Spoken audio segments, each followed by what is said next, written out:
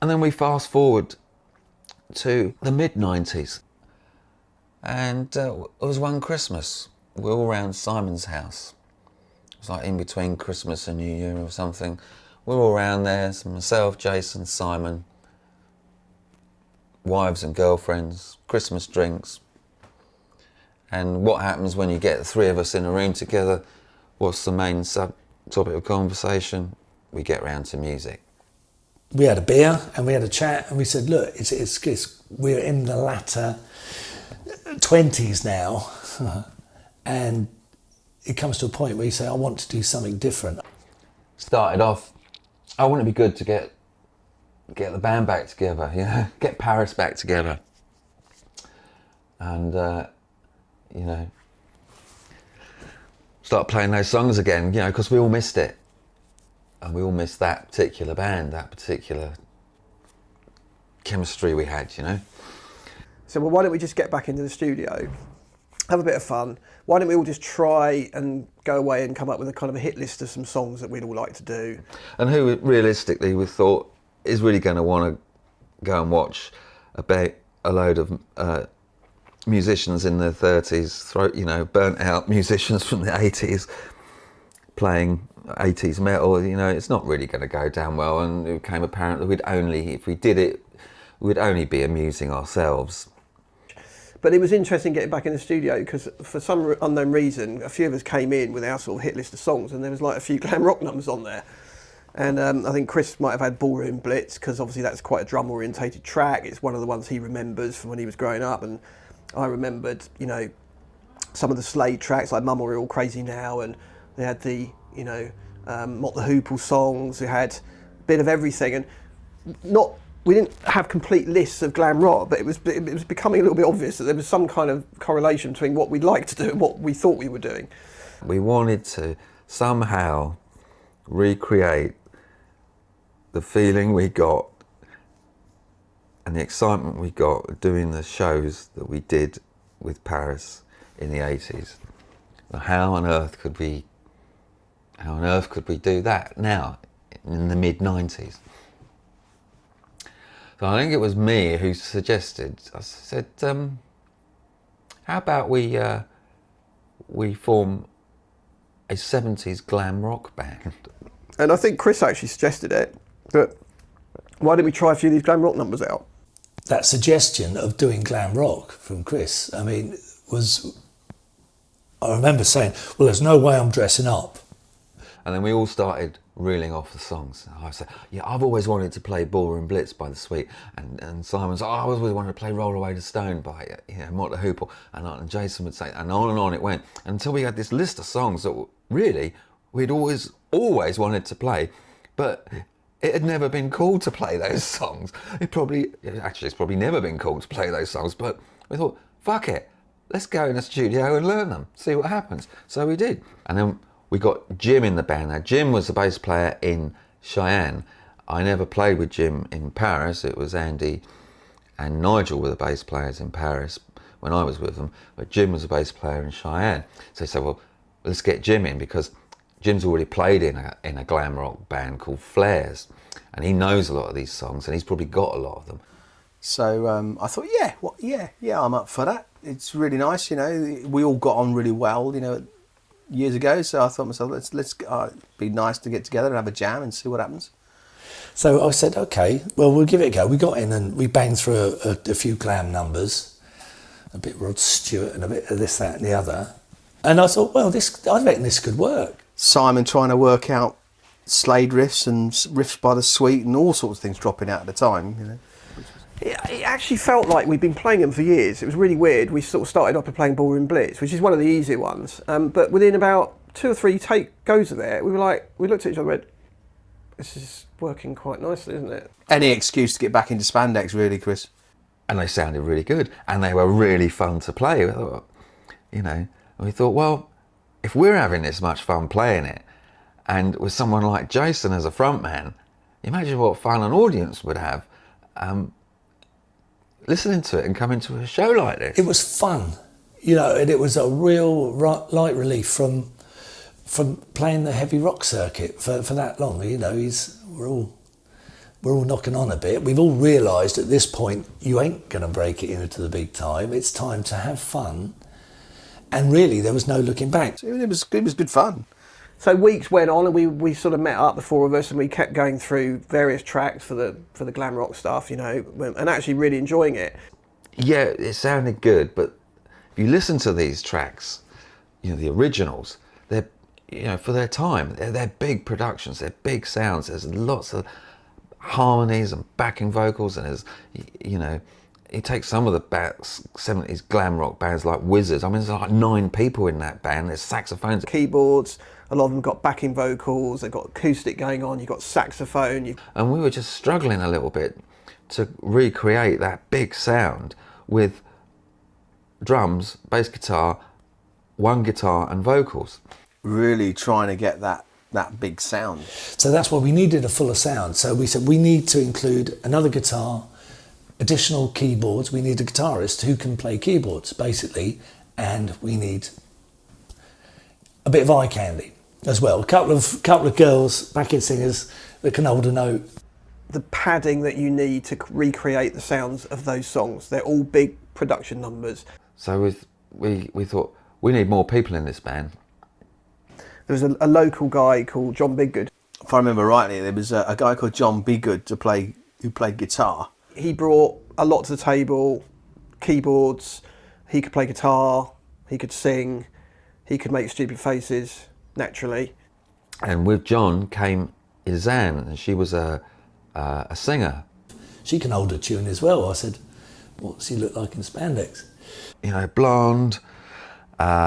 She was opera trained. She was an opera singer, so she was very up there. So it took a little bit of coaxing from Jason, you know, to kind of guide her into how you sing rock and roll as opposed to how you'd sing opera. But she soon got the hang of it. And then we thought, well, it would be great to have 2 female backing singers up at the back. That would look good. So we knew this girl called Florence. Florence, who was a friend of ours. Florence. Florence, if I remember rightly her name. And she could hold a tune. So that's how it all happened, really. I said to her, Florence, can you sing? She said, yeah, I think so. I'll give it a go. And she's from Ireland. I thought, well, of course you can sing. You know, all Irish people sing or play in bands at some point in their lives.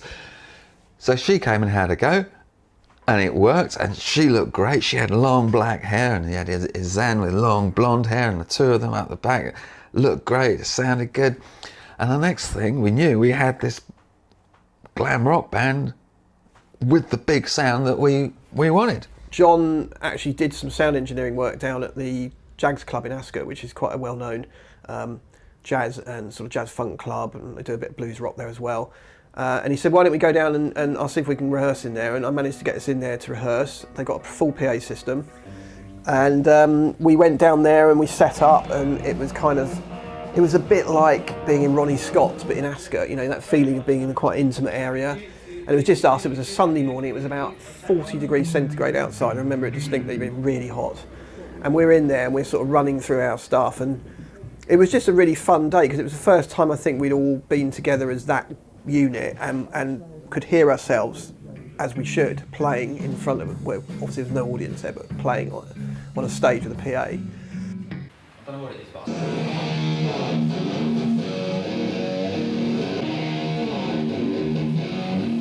Keep you safe and alright. Roll away the stone. 30 years old, but still fucking about playing drums. It's a Mark II head, and basically goes back to 1977, 78, so it's quite been well played. It's absolutely shafted, but it sounds bloody nice. And as you can see, the cab has got this lovely white ring around it. Well, if you trace back the history over that, you'll find it was actually dropped down the White Horse of whatever it is in Suffolk on the hillside, and of course all the chalk got on the front of it, and I don't know what we were doing with it up there in the first place, but that's basically the story behind it.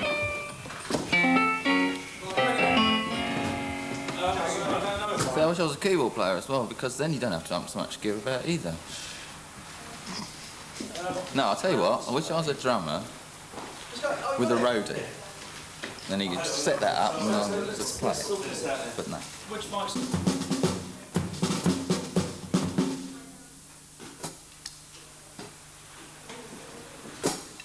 fine tweaking and tuning.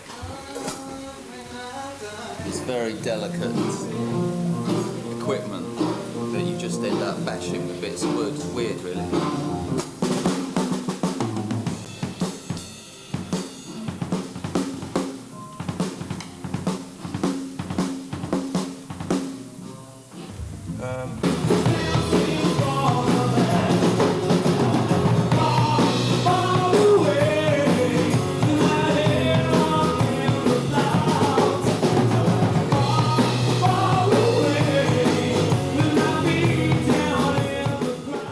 After playing the songs a number of times, we realised actually we could put our own stamp on them, and so all of the Glamsters set list was every song that everyone ever knows, but just done slightly differently with a bit of a twist.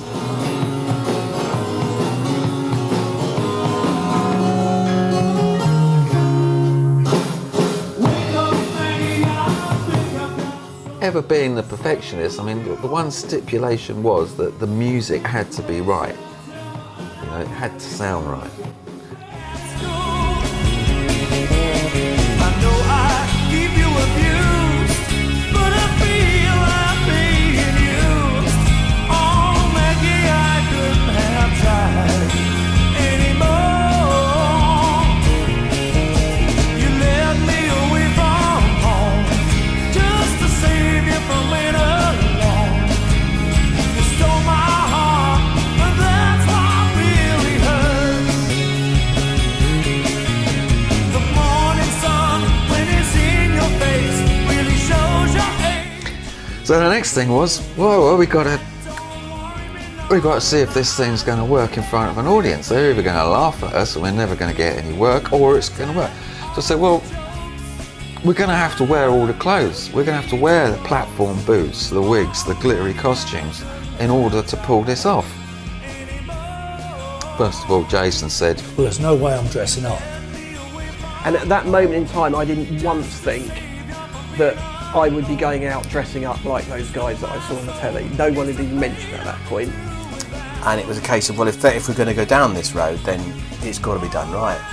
You know, we've got to sort out all the costumes and make it look, you know, as over the top and as cartoony as possible. The 70s were just so camp that you needed a sort of female input, and how that helped with sorting out the costumes. I just thought, yeah, you know, we'll just get up on stage as we are, a pair of jeans and a t-shirt, and play some Glam Rock. Nah. Chris basically said, I think we should all dress up. And I was like, no, I'm not doing that. I'm definitely not doing that. He went, no, you've got to do it. If we're going to do it, we've got to do it properly.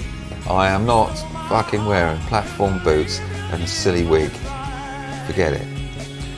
But then the more we thought about it, the more we would be doing injustice to this music, and we couldn't really get away with playing it just standing there in a t-shirt and a pair of jeans. But Jason came around at the idea, and then that was when the fun started. That's right. Yeah, endless trawling of junk shops and charity shops, and you know, going around. I remember buying a pair of boots from a woman's clothes shop and going, oh, I need to get the old spray out, spray them up silver. So we started trawling the junk shops, the charity shops, the car boot sales, because in the mid-90s you could still find platform boots and all these outrageous costumes from the 70s. They were still floating about in the junk shops and the charity shops. So we were picking stuff up, you know, and if we were all out individually shopping, we'd all, you know, we'd pick up something, that might do good, that might do for Jason, or that might do for Simon, or these boots, Jim, what size boots are you, Jim? Right. So you ended up going to the places where you can buy them, the Kensington Market, where I was driving down to Brighton just to get all the clothes. And then I was in King's Lynn with my father, and I've walked past a shoe shop and they had this pair of boots in the window. They were thigh-high glitter boots, and my dad sort of walked on and I walked into the shop, and I walked straight up, and it's this wall full of different women's boots, and I'm looking at this pair of boots, and my dad sort of came in and looked at me, and I was talking to this I was talking to this girl saying, "Oh, can I have a look at those boots, please?" And the look on my dad's face was priceless. he didn't quite understand it at the time, but I don't know whether he ever did, really, to be honest. So you bought them. So I remember them. Yeah, it was quite funny actually, because I was in the back room trying them on, and he's out the front going, "Oh my God, that's my son." Yeah, and we'd end up with this mountain of ridiculous clothing and wigs and boots, and started to create these characters. I was camping it up and becoming that sort of person, and you needed to have a character that you stepped into because you needed that separation. It gave us the freedom to create a band that paid homage to an entire era and an entire sort of genre of music. So to that effect, we were free to create these characters. Each person in the band could become a character, an image of the glam rock era. We all had our own characters. Simon, which is Donny Harvey Oswald. Donny Harvey Oswald. Donny Harvey Oswald. Why we should choose a member of the Osmonds family cross between the person who supposedly assassinated an American president, I don't know. I think Donny Dirtbox it started out as. It's better than Donny Dirtbox. Donny Dirtbox was one, but we thought can't do that. And I think we couldn't really see ourselves playing sort of bar mitzvahs or, children's tea parties with the name Donny Dirtbox. I'd like to introduce Donny Dirtbox on stage. Doesn't really work. So Jason, by trade, was a roofer. Still roofing for 35 years. Got a nickname of Rufus. So I was Rufus, and then it became Rufus Feltz, as in roofing felt. And I don't really need to explain that. Obviously, Jason was Rufus Feltz. Rufus Felt. Rufus Felt. Rufus Feltz. But so that's how that came about. Jim was a good one.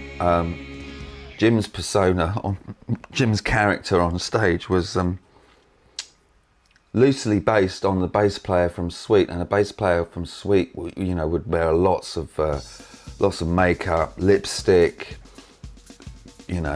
high-heeled boots, and you look at him, and Jim would replicate, a version of this character on stage, and it was always just kind of, what the hell's going on there?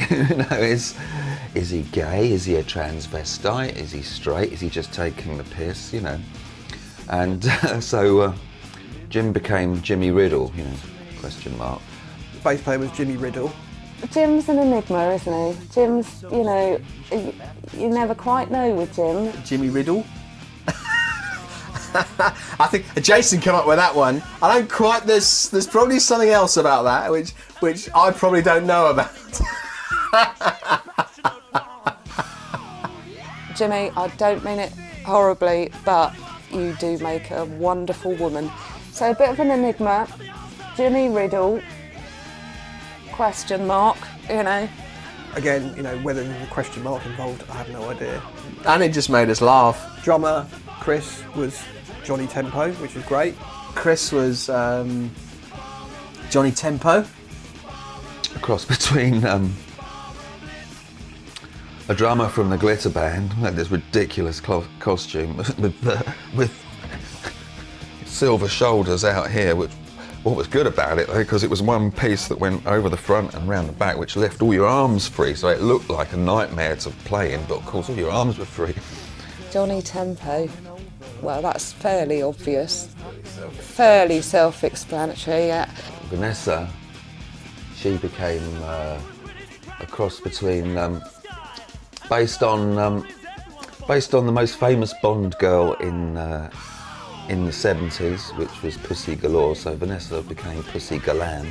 Back in the glam rock days, there was only one real queen of glam rock, which was Susie Quattro. And I can tell you something, there was no way I was going to wear leather for a whole gig. Oh, I'm terribly squeaky. Pussy Galan. Pussy Galan. Obviously you're playing Pussy Galore, but I mean, where that came from, I mean, I think It's just now Pussy. We don't even call her anything else now. Right, Puss? Puss was sort of based, I guess, more on a share stroke kiss style. Well, she was a bit of everything, really.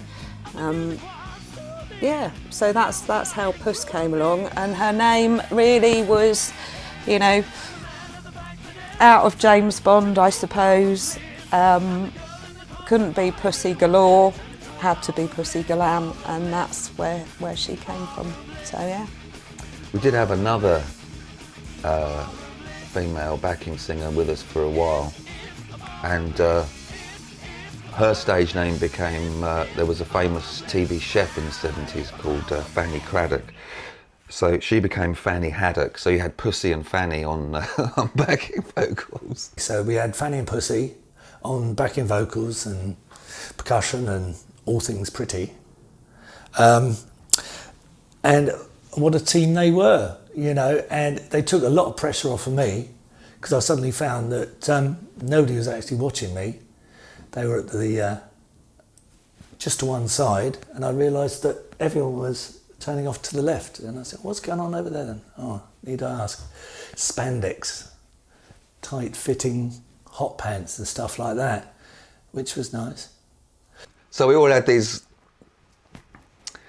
characters, and what was good about them, you know, in the early days when we were a little bit nervous about seeing if an audience was gonna get this, you know, what was good about these characters and all these ridiculous costumes is, to a certain extent, we weren't going up on stage as Chris, Jason and Simon, and, you know, we were these characters, so you could hide behind them a little bit. So you could be able to totally detach yourself and all look at each other, get into character before you walked on, and know that you were doing a show in the character of that person that you'd created. There was a lot of not hiding behind your character, but just becoming that character and living it for 2 or 3 hours. Fantastic. And you could become these ridiculous characters, and for some reason it just worked. You know, our first few gigs, audiences went mad. The reaction was really good, if I remember rightly. It was people were were really sort of quite taken back with it. Completely up for it, and they got it, you know. It was tongue-in-cheek, it wasn't... We weren't taking ourselves seriously, we were taking the music seriously, we were putting on a little show and entertaining people seriously, but as far as, you know, ourselves, it wasn't serious fun. That was the idea, it had to be fun. We are serious musicians, but we don't take ourselves too seriously, and that is the backbone of the Glamsters.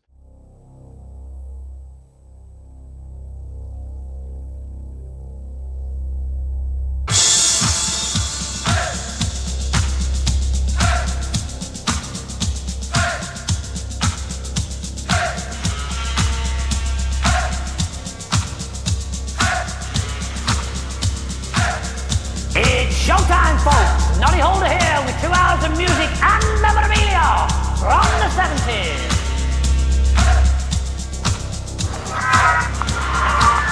Pop star Mark Bolan has been killed.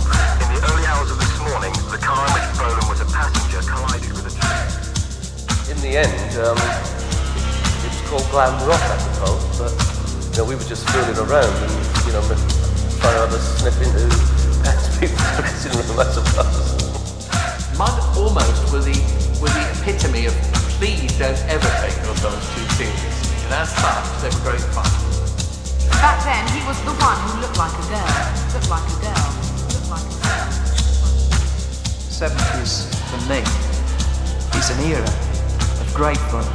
I mean, people don't go, ugh, 70s. They usually go, what a great time, great time.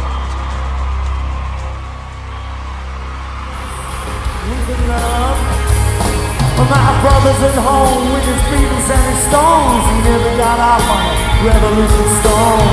What a drag. Too many snacks. Well, I drunk a lot of wine and I'm feeling fine. I raise my cat to bed. Oh, this is concrete all around in my head. Oh, brother, again, let me hear you down. All the young dudes to carry the news. I wanna feel you. I wanna see you now. All the young dudes, I want to back carry the news. I wanna feel you close to me.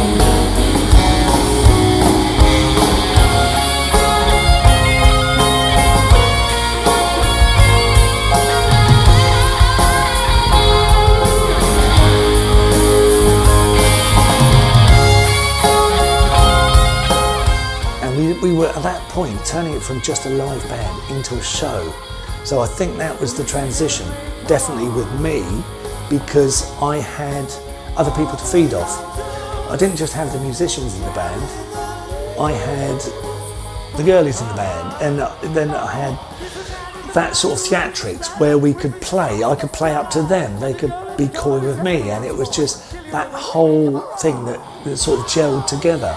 And it always worked. Always got people up. Always got, you know, and got more of an empathy going on there with the, you know, with the band and between the band and the crowd. And by the end of the night, we always had the place rocking. And word would start spreading. People would turn up, and then people got it, and audiences would turn up dressed up in all the 70s costumes. And you get a stranger walk into a venue where we play it, and they just see a sea of people going absolutely mental, all dressed like a 70s nightmare, and this ridiculous band on stage. You in the bar, let's be having ya.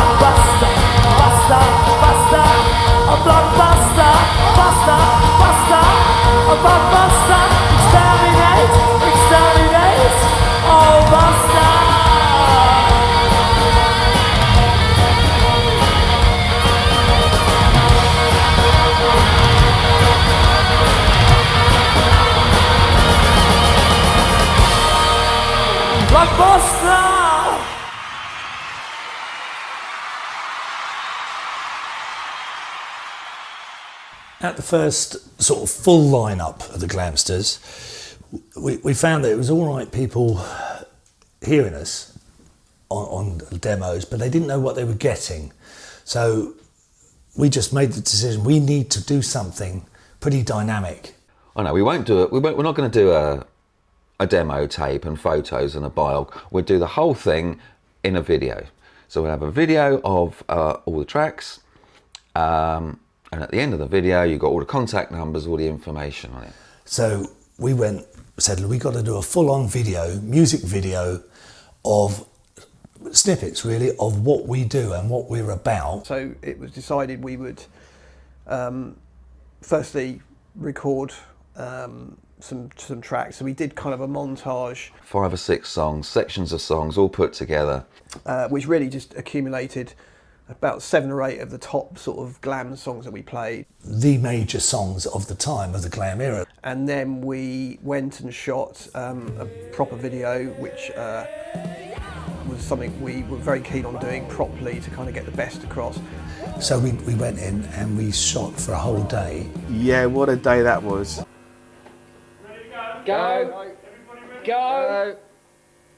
Go! We would kind of try and replicate and recreate a 1970s Top of the Pops set, you know. It was unbelievable the amount of work that went into that. A little bit tacky and a bit shitty around the edges, and we had blue boards placed around the set that we could then chroma key psychedelic patterns on, and we built a stage on different levels. Drums were up, the girls were up on different levels, you know. 2-3 cameras, we had a full crew. We set it up in a big warehouse over in White City. That was a long day filming, if I remember rightly. And oh my God, how many times did we go through that after, because we mimed that to that demo, didn't we, that we recorded? It's a long day, you do it in sections. You shoot the band wide a couple of times. You shoot each individual member of the band, moving shots, Steadicam shots, and then you stitch it all together. Yeah, and we had a lot of fun making it. It actually, I think, was more fun making the video than it was actually recording the songs. Throughout all of our sort of Paris and Beats Working and the Glamsters career, we've always had a nucleus of people who've helped us out. So one particular guy, Mark Wilkinson, a good cameraman. He'd always been there for us, always helped us out. If you talk about a group of friends, it was, you got the group of friends of the band, but the extended family that worked for the company that the guys worked for, they put so much effort into this. It was all like, it was their baby as well as ours, and then the editing of it, which took forever, So Mark goes, you really need like a tacky Radio 1 DJ introducing the band at the beginning. And so Mark could do a really good Jimmy Savile impression. We were trying to recreate that 70s top of the pop vibe. You've got to remember when this was, this is mid-90s. This is before the likes of Gary Glitter was found out he was a wrong, and way before Jimmy Savile got done as being the vile individual he ended up being. But it was what was needed for the front end of that promo video, and it worked really well. So Mark dressed up as Jimmy Savile. He didn't have a big cigar. He had a cardboard rolled up. Because I remember rolling up a bit of corrugated cardboard and burning the end for him and saying, "Look, use that as a cigar." That he lit and actually smoked anyway. So you see him at the front of the video doing this Jimmy Savile impression, introducing the band like the DJs would on the old Top of the Pops. But what we produced at the end was something really quite phenomenal. Oh, now then, goodness gracious, lovely, jubbly. We have for you in the studio a lovely band called the Glamsters, so I'd like to take you now back to the 70s with the Glamsters. Let's rock, all right? Hey, yeah! Whoa! Whoa! Whoa!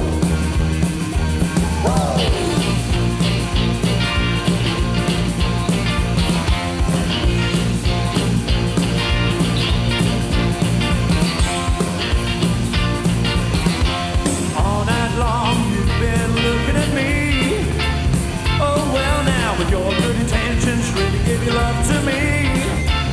Oh well, now you've been handed down. You got your head swinging out of bounds, and I like the way you do what you're doing to me. That's right, that's right, that's right, that's right. I really love your tiger light. That's neat, that's neat, that's neat, that's neat. I really love your tiger feet. I really love your tiger feet. Your tiger feet. Your tiger feet, your tiger feet, all right.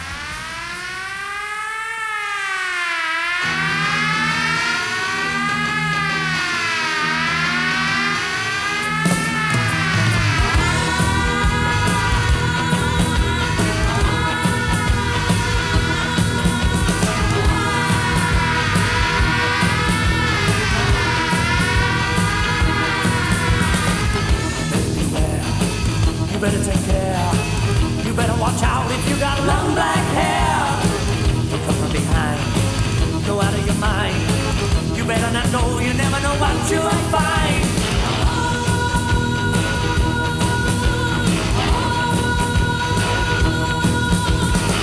You look in his eyes. Don't be surprised. You don't know what's going on behind his disguise. Nobody knows where Buster goes. You steal your woman out from under your nose. Does anyone know the way to hear someone say, I just haven't got a clue. What does it do? Does anyone know the way? There's got to be a way. Like Buster. I said, Mama, we're all crazy now. Mama, we're all crazy now. Mama, we're all crazy now. I said, Mama, Mama, Mama, Mama, Mama, Mama, Mama, woo. Mama, Mama, Mama, Mama, Mama, Mama, Mama, woo. Mama, Mama, Mama, Mama, Mama, Mama, Mama, woo.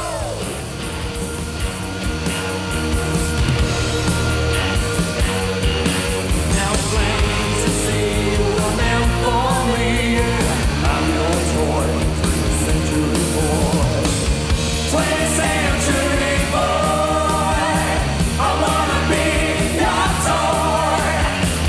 20th century boy. I wanna be your toy. 20th century boy. I wanna be your toy. Come on, come on, come on, come on, come on, come on, come on. I say, come on, come on, come on, come on, come on, come on, come on. I say, wanna be in my gang, my gang, my gang. Wanna be in my gang. Oh yeah, wanna be in my gang, my gang, my gang. Wanna be in my gang. Oh yeah, I'm the leader, I'm the leader, I'm the leader, I'm the gang, I am. I'm the leader, I'm the leader, I'm the man. Sugar baby love, sugar baby love, didn't mean to make you blue.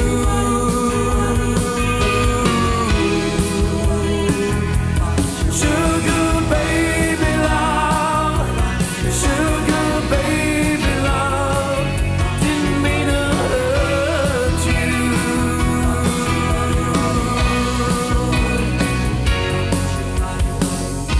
If you hate me after all I say, hands in, bring it on.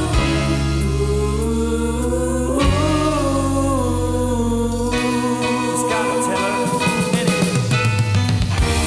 Bye bye, baby, baby, goodbye. Bye bye, baby, don't make me cry.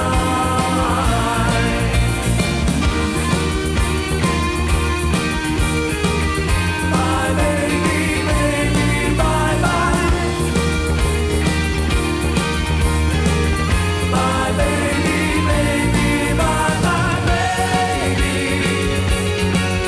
Bye bye,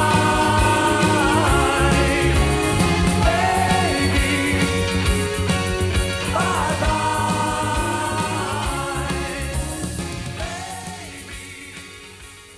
The other funny thing about playing in the Glamsters and sort of hiding behind these costumes and the characters, a couple of times this happened. You'd play, you come off stage, you go in the dressing room or go out, and usually we'd go outside, out the back to just cool down, you know. And you go backstage and you get all this gear off and it's, you know, soaking with sweat and your wigs are just sort of hanging there because you've, you know, had such a hot, sweaty gig. You used to be able to wring your wig out. It was disgusting, you know. I was the only one not wearing a wig. Because everybody else had short hair and was wearing wigs. take all the makeup off and try and get yourself ready, put your civvies back on. Yeah, I remember we went backstage and there was a load of people coming backstage to have photos with us. And we were having all photos with them, and I was dying with the heat, absolutely dying with it. And as soon as they finished taking photos and that, we were hugging everybody like this. I went, "Oh, I'm glad that's over." And I took my hair off, and everyone screamed because they thought it was all my own hair. So it was like suddenly they got this middle-aged old bloke. Then I put my glasses on. It was like, really? Oh no! Shattered a few illusions there, mate. Then we'd go out back onto the stage and start packing all the equipment down. A lot of the times the place was still full of people, drinking, these places were still open till late. And a lot of the times we'd be packing the equipment down, people would come up to us and say, that band were really good, weren't they? Are they still here? Absolutely oblivious that we were the guys that had been on the stage. And they haven't got a bloody clue. The disguises were so good in these costumes. And they thought we were the road crew taking the kit down. You were watching us 10 minutes ago and you don't know who we are now. It got to become a little bit of a running joke, and they said, "Oh, the band's still here." Or say, "No, they've gone off in the limo now, bastards, we've got to take all this down." "Oh, they were good though, weren't they? Do you know when they're playing next?" All this sort of thing. You could turn up, play a gig, go on stage, give it your all, entertain everybody, get off, pull all your glam gear off, put it in a bag, pack up and go home, and no one ever know you were there. It was brilliant. So we fast forward a couple of years with that lineup. We needed to simplify it. We needed to scale down the show because it suddenly got to a point where the places we had been playing as a four-piece, we couldn't play anymore. There just wasn't the room. John departed the band, and so did Florence. John went, that meant Izam went. Do you know, I to this day, I still don't know how why that all happened. The two girls were gone, John was gone, so we got guitar, bass, drums, vocals, how it's always been, and what we know best. Kind of weird, but also quite nice at the same time. It was like, well, okay, we've got this far, we can now kind of reevaluate how the Glamsters worked. We needed the girls back to provide that interest. People have been used to seeing us with a couple of girls. So the hunt started for another female backing singer. We happened to know Vanessa Emery, who was a friend of ours, and Jason and Simon knew Vanessa, I didn't know her. I'd had people in mind for some time, but just thought they wouldn't be interested in it at all because it's just not their sort of thing.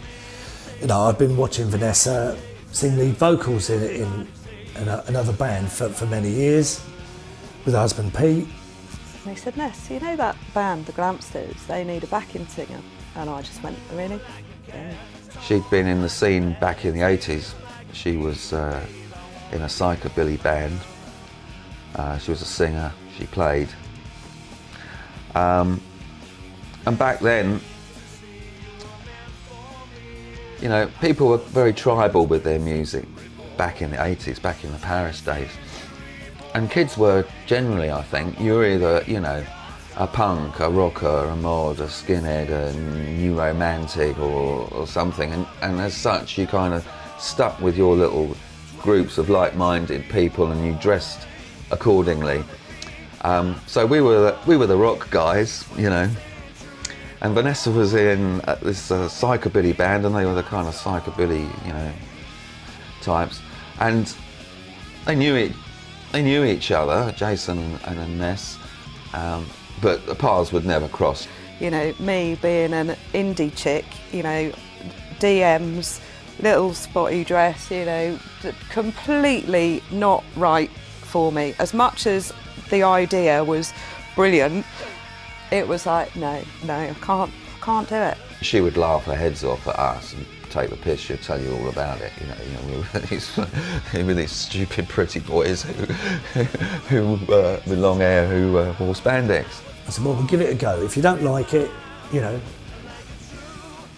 we'll just see how it goes. Being confronted with Jason Gregory, lycra-clad poodle perm rocker, being a front man of the Glamsters with Simon next to him, it was like, oh my God, this is, you know, how's this come about? They're rockers.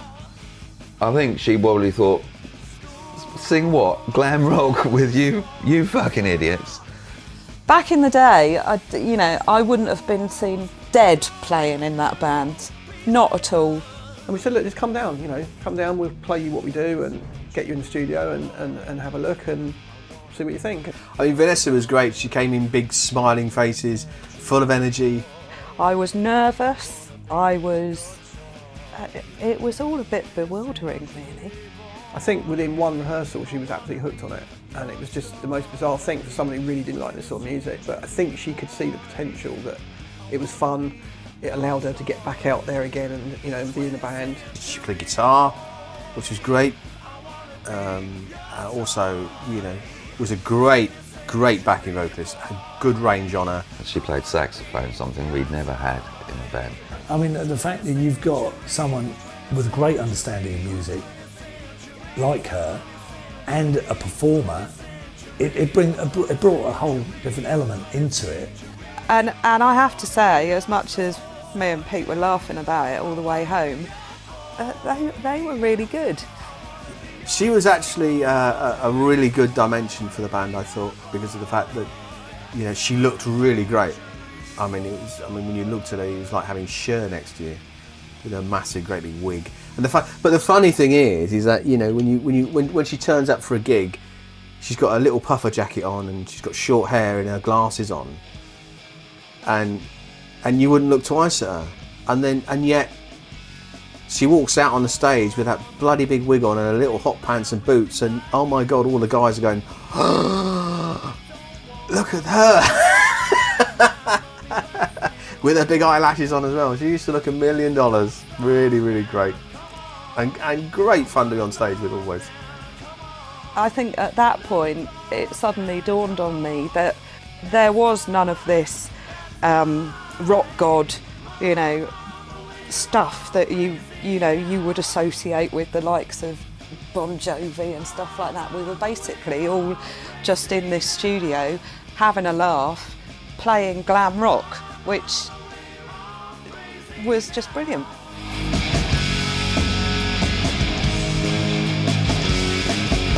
You told me about what I wanted me. You teased me, and all my ladies desert me. So don't stop. We've got a bit of a name for ourselves, and we start getting inquiries, lots of inquiries for corporate events. The corporate market for bands is very lucrative. These gigs that we're doing now, we can go out now and confidently get on that circuit. There was the mention of the corporate market, and it was like, oh my God, here we go, corporate gigs. Which wasn't really what we initially set out to do, but these things paid good money. Corporates is where the money was. Confidently sort of walk into big auditoriums and say, right, tonight we're at the Excel. But it was very different because you know when you played a party or or your own gig, people sort of knew what to expect. Now corporate, I've never seen 500 people's jaws drop. Initial shocks were, what the hell is this? When you walk out on stage. but we'd always have a laugh and we'd always somehow turn that audience round. I don't think we ever did a bad corporate gig, And it got silly with the corporate thing because we got a call once from a big pharmaceutical company, so it was. They had a conference in Disneyland in Paris, and they said, "Can you come to Paris, Disneyland, to play at the end of our conference?" And we thought, well, yeah, of course. I said, we only want you to play one song. One song, which was just really strange. Which was quite surreal, really, to play one song. And we'd been booked to play one song. Okay, we've been flown to play a gig and play one song, and we've been getting paid very handsomely for it. And they were paying a lot of money for that one, flying us out there. We had a chauffeur taking us over to Disneyland when we got to France. We had a limo from the airport when they dropped us off. We were in a smoky minibus, and we've had what we want out of you. It's quite enjoyable. It's very little work. Ladies and gentlemen, let's give it up for the Glamsters! Yes!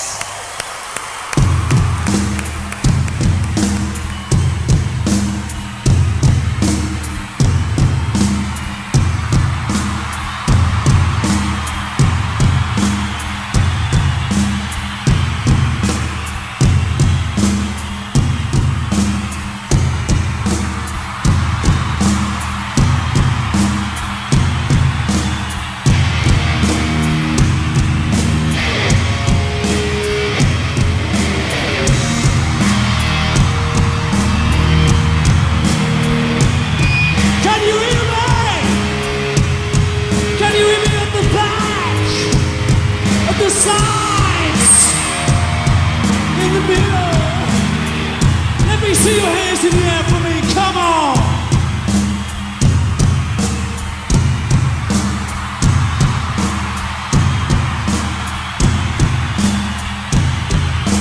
Buddy, you're a boy, make a big noise playing in the street. Gonna be a big man someday, you got blood. But yeah, an experience. I think, once again, I mean, we talk about the gigs and whatever, but it was the fun of it being together as a group. We will rock you. We played the one song, which was great, went down really well, and then I think about 10 minutes later, one of the production crew was shuffled us on, and they shuffled us round to the side of the stage, and the next thing I know, Jason's walked on, and he started singing a cappella to God Gave Rock and Roll to You, and it was like, oh my God, we're doing that song. So here we go then. We better get on stage and play. We will rock you.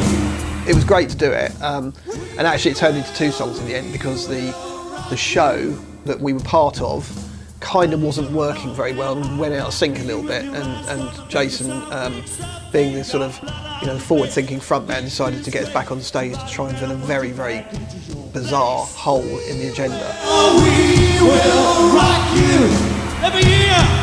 Corporate gig, 11:30. Oh, they're all still hungover from the night before. It was quite amusing seeing their faces. Bless them. We will rock you.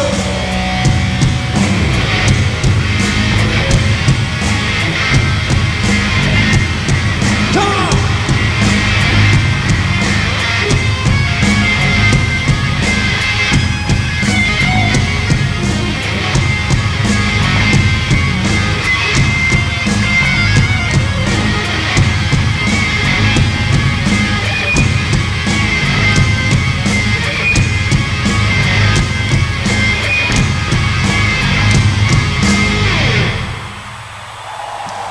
Primary care,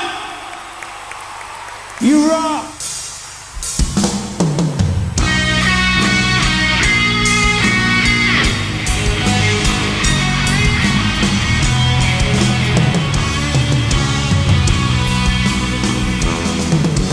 God gave rock and roll to you. Gave rock and roll to you. Gave rock and roll to everyone. God gave rock and roll to you. Gave rock and roll to you. Put it in the soul of everyone. If you know what you want, don't know for sure. But that was a good couple of days out in Disneyland. Yeah. Got to have breakfast with Mickey Mouse and Donald Duck and Pluto, which was good. Jason has breakfast with him mostly.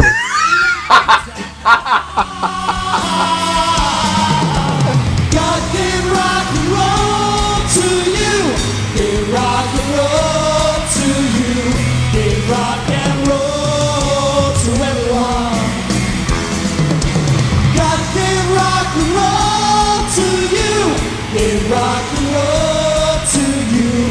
Gave rock and roll to everyone.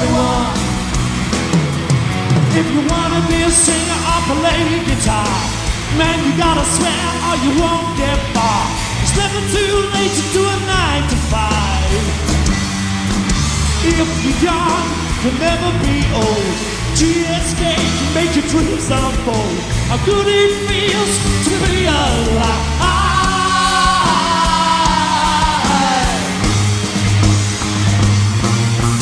God gave rock and roll to you. Gave rock and roll to you. Gave rock and roll to everyone. God gave rock and roll to you. Gave rock and roll to you. Gave rock and roll to everyone.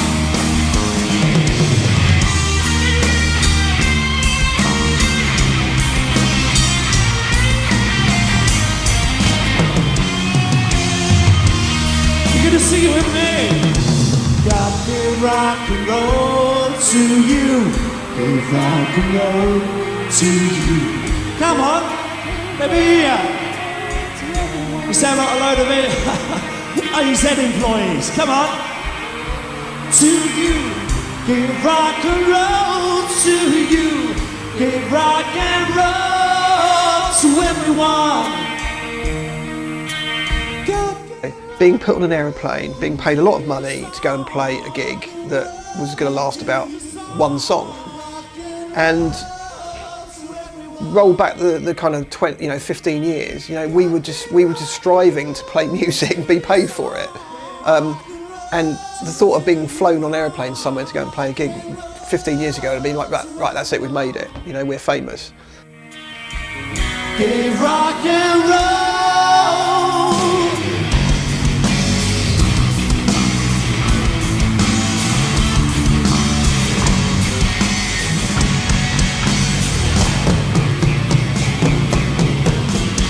Give rock and roll to you.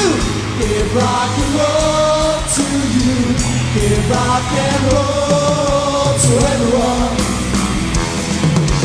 God gave rock and roll to you. Give rock and roll. So the corporate market was good for us. It showed us a different end, but actually what we really loved more than anything was just getting into the down and dirty pub and club spaces and just playing to a group of 100 people, sweat, blood, sweat and tears, pressed faces up against the stage. That's where we come from. That's what we always will want to do. Give rock and roll to you. Give rock and roll to everyone.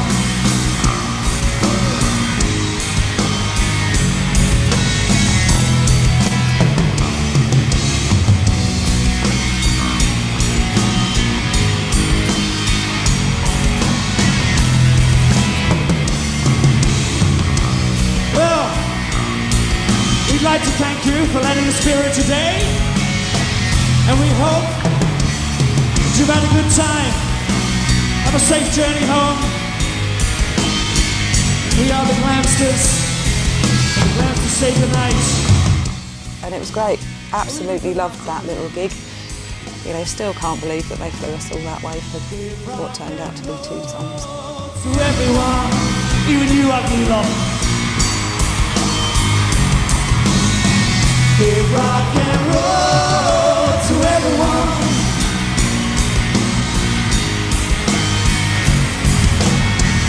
Give rock and